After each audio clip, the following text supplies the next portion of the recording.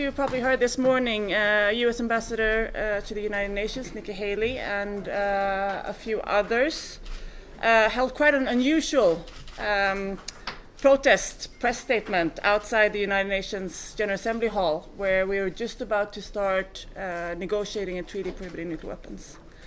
And I think that this last-minute protest by Ambassador Haley and her colleagues really demonstrates how worried they are about the real impact of this nuclear ban treaty.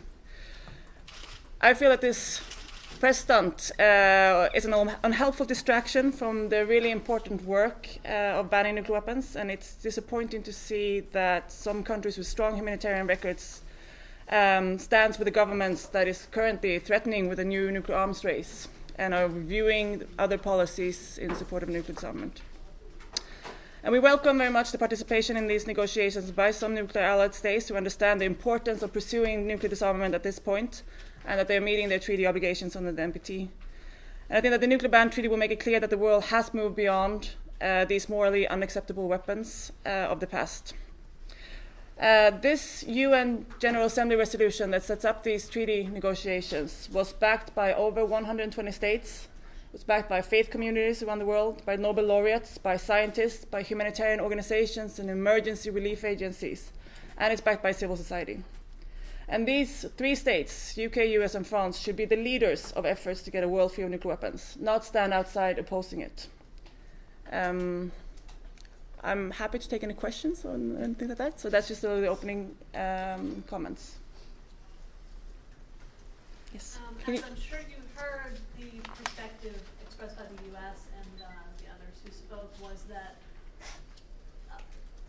they want a world without nuclear weapons, but a gradual process is the way to get there, and a complete ban now would empower bad actors. What do you say to that? I think previous processes, such as the prohibitions on biological weapons, chemical weapons, cluster munitions, and landmines, show that prohibition precedes elimination. It's very difficult to eliminate a weapon that you haven't prohibited first. We see this as not a magical solution that will make everything perfect within a few weeks. This is a starting point of a long process.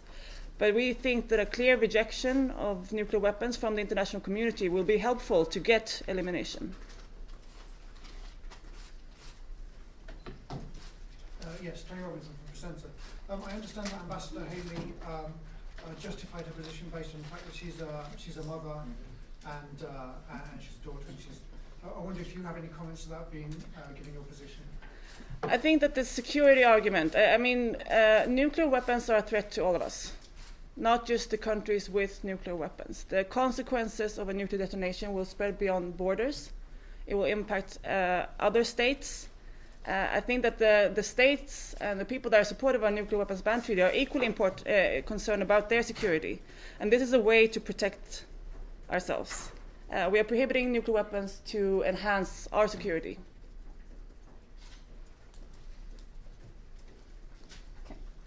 Can I ask sorry, two questions. One, following up on that, how, dangerous or how strange do you think it is that you would invoke the use of nuclear weapons as a defense mechanism?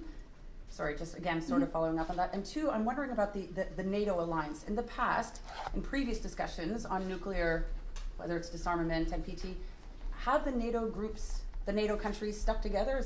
Has that been some precondition to?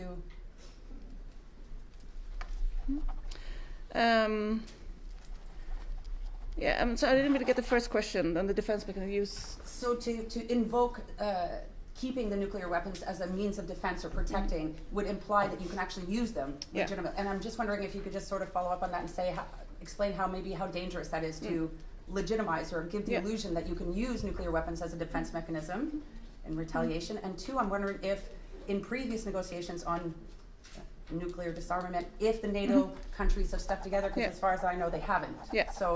So I think that as long as nuclear weapons exist, you will, and you argue that you need them for your security. You will make the case that other countries might also want them one day. It's a very, if they are important for the most powerful countries in the world, why wouldn't they be important for other countries? And it is kind of hypocritical. We can have them, but others can't have them. I think any nuclear weapons use would cause catastrophic humanitarian consequences for civilians. And as an international community, we are moving beyond that kind of defense mechanisms.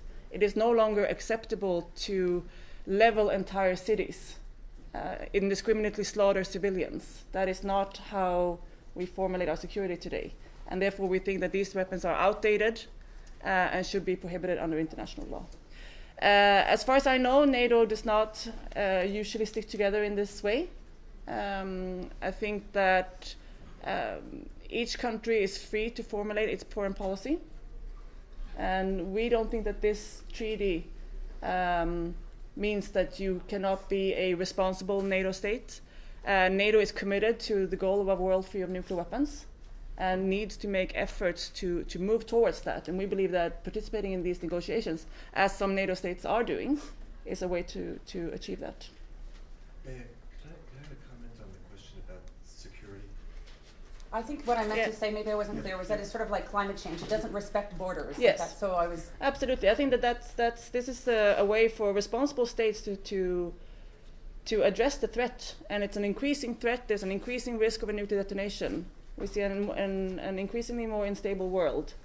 And the threats that we are facing as an international community, climate change, terrorism, organized crime, nuclear weapons are not capable of deterring those kind of threats. They can only spread mass havoc and indiscriminate harm to civilians. Speaking Sorry, of can we- Physicians International Prevention of Nuclear War, Ambassador Haley repeated a fundamental mistake when she argued that these are weapons that the United States and other nuclear weapon states need for their security. These weapons do not protect the security even of the countries that possess them. In fact, they are the principal threat to the security of the people in the countries that own nuclear weapons. These are suicide bombs. If the United States or Russia or any of the other nuclear weapon states use these weapons, their own citizens are going to suffer terribly. And this is something which these governments refuse to acknowledge, but it's the basis of all the information that has been presented at the scientific conferences about what will happen if these weapons are used. And the nuclear weapon states continue to ignore this scientific data at the great peril of their citizens. Okay, more question. I think there was one down there. And speaking of bad actors, Ambassador Haley specifically listed the threat coming from North Korea. What's your response to that? Yeah, I think North Korea takes the same position as the United States in this question. They are boycotting the negotiations. We regret that any state boycotts these negotiations and think that they should be a part of it. The issue of nuclear disarmament is going to be a very complex one, the elimination of nuclear weapons. This ban treaty does not mean that we demand that states unilaterally disarm. I think it's going to be a long process that will have to take place together with the nuclear armed states. But we see this as a first step to setting a clear international norm that will have an impact beyond those states that signed the treaty. Yeah. Yeah. Japan is attending today, the negotiations today. How do you react to Japan's attendance today? And then I heard that they won't be attending for the full thing. Can you speak to Japan's participation or your perception of their participation and what that means?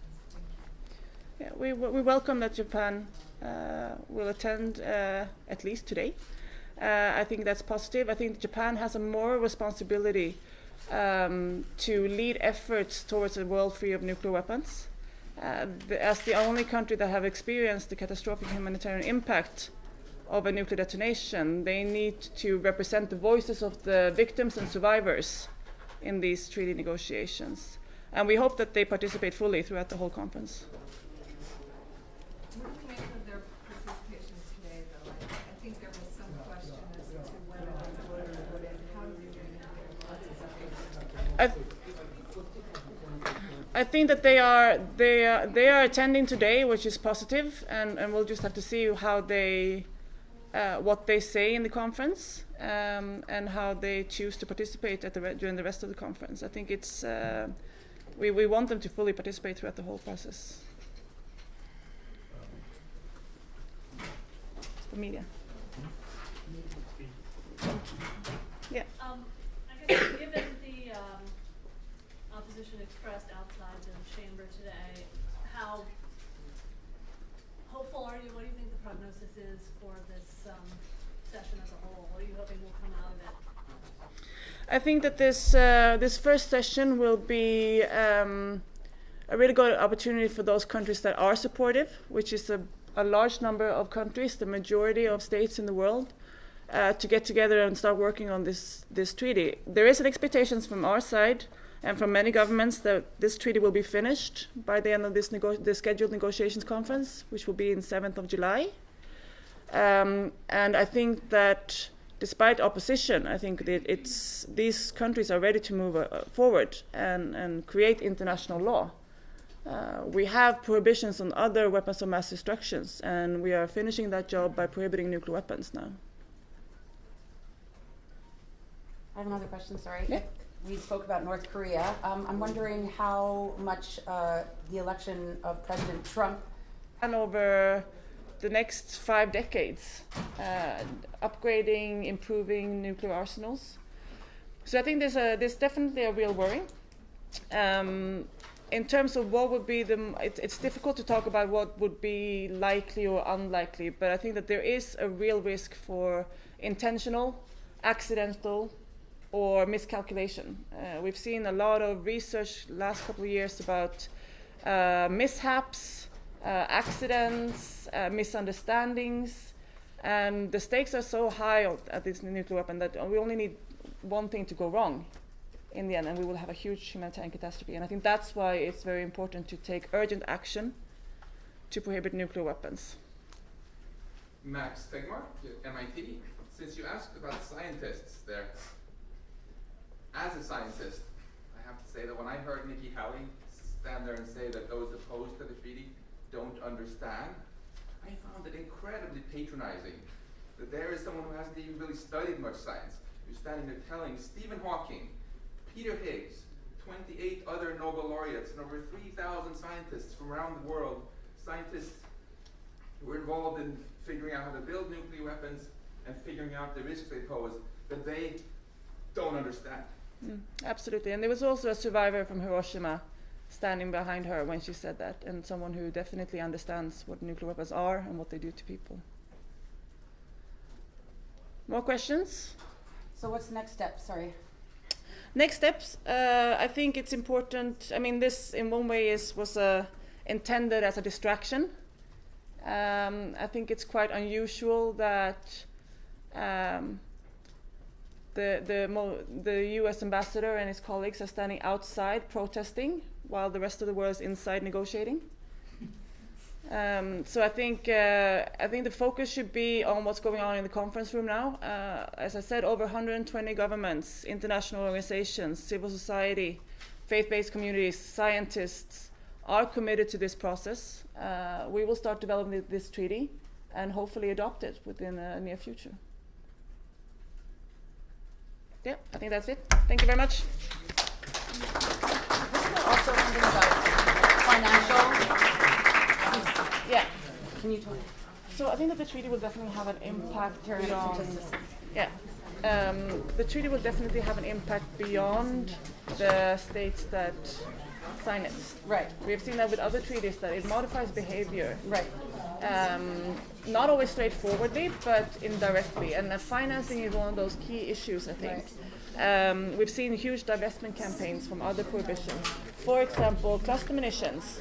The United States were not a part of the negotiations. They did not sign or ratify the treaty.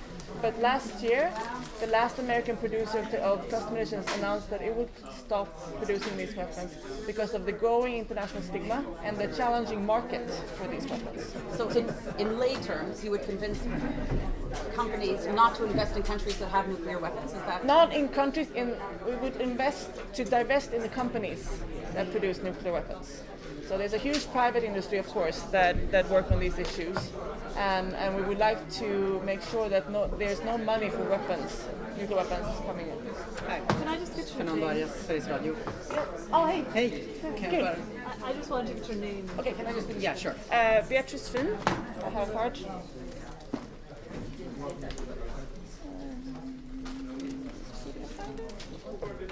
Yeah, my name is